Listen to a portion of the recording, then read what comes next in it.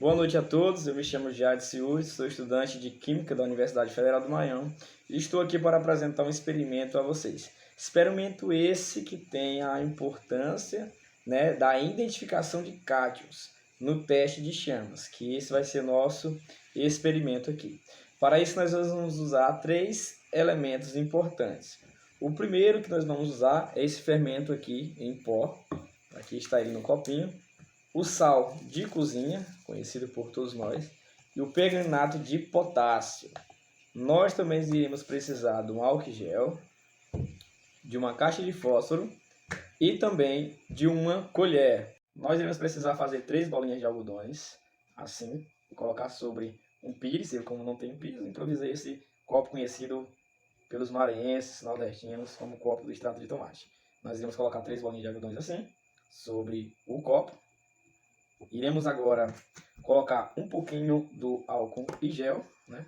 Vamos colocar aqui um pouquinho, vamos botar aqui um pouquinho do álcool e gel, quase cai. Isso, só um pouquinho aqui nesse também e nesse aqui também. Após colocarmos o álcool gel sobre o algodão, nós iremos adicionar agora com uma colher, a colher que eu falei que a gente ia iniciar, um pouquinho um pouquinho do fermento em pó, né? Fermento em pó que nós iremos utilizar, mais um pouquinho na câmera aqui. Sal de cozinha, nós também botar um pouquinho de sal de cozinha, não vamos deixar muito salgado. E agora nós iremos usar nosso outro elemento, que é o perglonato de potássio, né? Vamos colocar aqui sobre uma colher, cobrir todo o algodão. E agora é a hora da mágica acontecer. Nós iremos colocar o fogo e vamos ver a reação de cada um, né? A cor do fogo. Primeiro nós estamos vendo aqui para você ver a cor do nosso fogo. Pode meu cinegrafista apagar. Olha só o espetáculo. E aqui a gente pode ver 3 diferentes cores no nosso experimento, né? O sal aqui apagou, mas a gente vai colocar novamente de teimoso. E aí nós podemos ver 3 diferentes fogos no nosso experimento. Então esse foi o nosso experimento, espero que você tenha gostado. E aí eu vou explicar um pouquinho mais de como funciona a observação de cada um deles. Nós percebemos aqui que tem um fogo azul, um fogo laranja e um fogo mais azulado, menos azulado possível. Então esse é o nosso trabalho. Muito obrigado pela sua atenção. Valeu! Beleza, galera, depois de toda a nossa bagunça, nós vamos explicar um pouquinho o que aconteceu aqui, o que rolou. Se não entendeu, se você entendeu, chegou a hora. Pois bem, nós usamos aqueles 3 materiais que eu mencionei no início e todos eles obtiveram uma cor diferente um do outro, né? Nós observamos uma cor laranja do sal de cozinha, que houve um comprimento de uma onda de 600. Nós observamos um azul do perglonato de potássio, que houve um comprimento de uma onda de 450. E nós também observamos aí do nosso fermento químico em pó, um azul mais fraquinho, mas que teve um comprimento de onda de 400. Mas, relativamente, o que você está dizendo? O que é isso? O que aconteceu em todo esse processo? Nós iremos te explicar agora. Beleza, mas eu vi aí toda a bagunça na sua mesa, eu vi todo fogos, eu vi tudo isso, mas eu quero saber o que acontece. Certo, nós estamos aqui para isso, né? Para sanar suas dúvidas quanto a esse experimento e também matar alguma curiosidade que você tem. Como eu falei lá no início, esse aqui é um teste de chama, que ele é muito importante na identificação, principalmente de cátions, né? Cátions esses metálicos. Eles são utilizados em análise química, baseado no aspecto da emissão para cada elemento. Na chama, a gente pôde observar aqui que os cátions de sais voláteis, eles se transformam então agora em átomos livres, ou seja, eles absorvem e depois emitem radiações eletromagnéticas com comprimentos de ondas que correspondem então às suas transições entre o nível de energia de cada átomo. Então, o aspecto da radiação eletromagnética na região é visível, como a gente viu aqui no experimento. Para cada cor há um comprimento de uma onda. Esse também pode ser observado como cada caixa de comprimento da onda, da radiação, ela corresponde a uma cor, né? Então a gente tem várias cores aí que correspondem a outros elementos que podem chegar a essa cor. Podem ser o azul, o verde, o amarelo, o vermelho.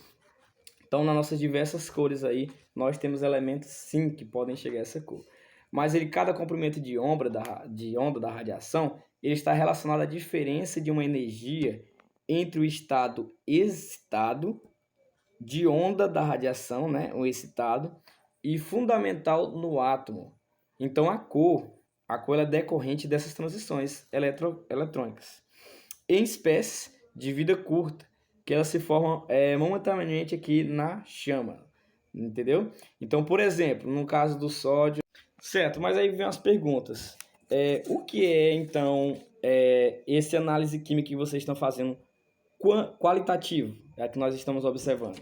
Essa análise química qualitativa, ela é uma abordagem, nada mais nada menos, de que ela é utilizada na química para identificar uma presença ou também uma ausência de determinado elemento, íons ou compostos como uma amostra.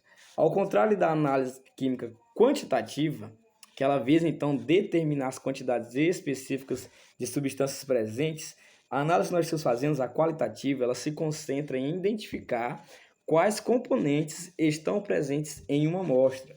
Então, existem vários outros métodos químicos qualitativos e a escolha depende do tipo de amostra de substância que se pretende indicar algumas das técnicas mais comuns aí. Nós usamos a mais comum, eu acho, né, que é a teste da chama. Ela baseia-se na coloração característica de cada elemento, confere a chama quando são aquecidos. Então, cada elemento emite uma cor específica, permitindo, então, essa identificação qualitativa. Nós também temos outro exemplo, na verdade, que são as reações químicas específicas, que são quando alguns reagentes eles podem reagir de maneira distintas, com determinados íons ou compostos formados por produtos coloridos, precipitados ou gases que facilitam, então, a sua identificação. Eu acho que você já tem pego a visão aí, né? São daí que surgem os fogos de artifícios. Você nunca se perguntou como é que sai todas aquelas cores? Sim, é na análise química qualitativa. É onde coloca diferentes elementos produzindo diferentes cores.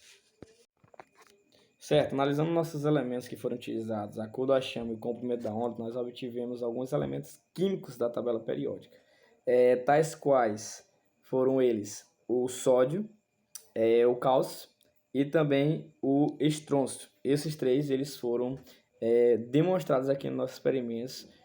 Pelo comprimento da onda, nós chegamos até a essa resposta. Agora, quando a gente utiliza um modelo atômico em que os elétrons estão em níveis quantizados de energia, nós podemos explicar como é que um átomo ele emite luz no teste das chamas. E é aí que a gente vai responder a essa pergunta, né? Nós podemos utilizar um modelo atômico que é bastante conhecido, que é o de Bohr. Modelo esse que é frequentemente usado para explicar como os átomos ele vai emitir essa luz em teste de chamas. Nesse modelo, os elétrons eles estão localizados em uma órbita, né? Eles estão localizados ao redor do núcleo. E cada órbita corresponde a um nível de energia específico. Então, quando um átomo ele absorve essa energia, como no caso de ser submetido a uma chama, como foi feito, um elétron ele pode ser excitado até um nível da energia superior. Ou seja, esse processo de emissão de luz no teste da chama, ele ocorre quando esse elétron, que foi previamente excitado, para um nível de energia superior, tornando então seu estado fundamental. Ou seja, a órbita mais próxima do núcleo, ele tem retorno de liberar a energia absorvida anteriormente na forma de luz. Como eu mencionei, a emissão de luz ela é quantizada, o que significa que a luz emitida ela tem energias específicas correspondentes à diferença de energias entre níveis orbitais. Então, cada elemento químico ele possui um conjunto característico de linhas, como é que eu posso falar? Umas linhas que são associadas a transições de elétrons entre uma órbitas quantizadas e específicas. Nesse teste, então, das chamas, que nós utilizamos e mostramos aqui no vídeo, um composto ele contendo o elemento a ser analisado, ele é aquecido na chama. Então, a energia térmica da chama, ela fornece agora energia suficiente para excitar o elétron dos átomos desse elemento. Então, quando os elétrons tornam agora seus estados fundamentais, eles emitem fótons. Fótons esses de luz visíveis. Então, a cor da luz emitida ela é específica para cada elemento devido a transições de energia quantizada. Então, essas cores observadas durante esse teste de chama que nós vimos aqui, eles são usados na identificação qualitativa de elementos químicos. Então, cada elemento emite uma luz em cores distintas, permitindo então que os cientistas determinem a composição de uma amostra com cada um deles. Então, esse foi o nosso trabalho explicando um pouquinho mais sobre esse experimento. Como vocês viram, minha mesa está bagunçada aqui ainda. Poderia ter feito mais, infelizmente, nossos materiais não foram suficientes, mas eu espero que você tenha gostado, tenha aprendido um pouquinho mais sobre esse experimento, que ele é bem interessante. Então, valeu, fique com Deus e até mais.